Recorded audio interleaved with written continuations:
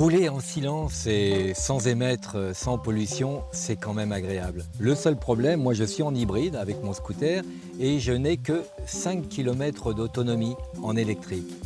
Et en voiture, il y a certains constructeurs qui prétendent faire 100 fois mieux, c'est-à-dire 500 km. Eh bien, on va voir ça. Nous sommes ici chez Tesla, du nom de la voiture, mais aussi du célèbre savant Nikola Tesla, un serbo-croate, un des plus prolifiques du siècle dernier, qui a inventé notamment l'alternateur.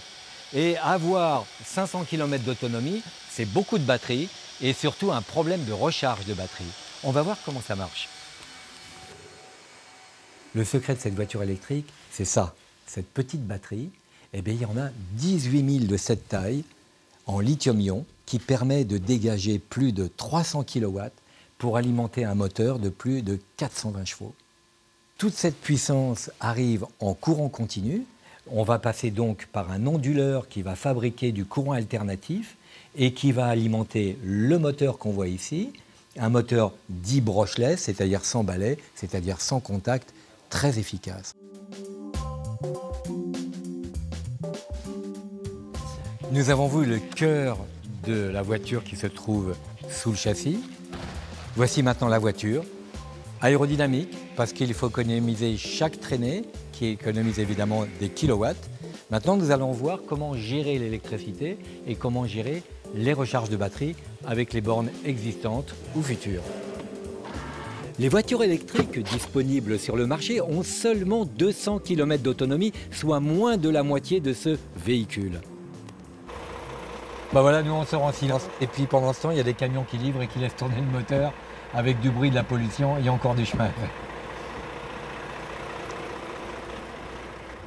Ça, c'est le vrai luxe, il est là, le silence. Bon, voilà, nous sommes partis avec un plein, c'est-à-dire à peu près 500 km. Je vais repérer sur ma carte les bornes à charge rapide. Et le temps d'une pause, c'est-à-dire à peu près 30 minutes, je pourrais repartir pour au moins 250 km. Et c'est aussi là qu'est l'innovation technique, car grâce à ces bornes de recharge rapide, les batteries referont le plein d'énergie 16 à 20 fois plus vite qu'avec d'autres modèles de voitures électriques.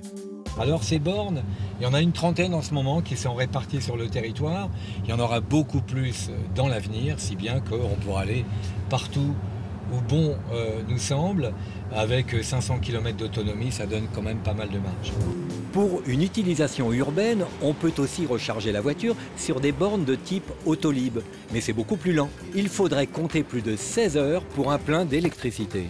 Donc ici, on a tous les câbles qu'il faut pour se brancher n'importe où, notamment sur les stations de réseau de voitures électriques. Il y en a un petit peu partout en France maintenant, notamment Autolib.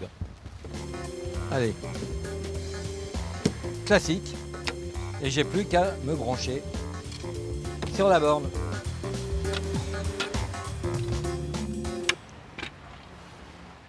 Voilà, le temps d'aller déjeuner. Et pendant le déjeuner, je vais m'en reprendre 30 ou 40 km. À plus tard.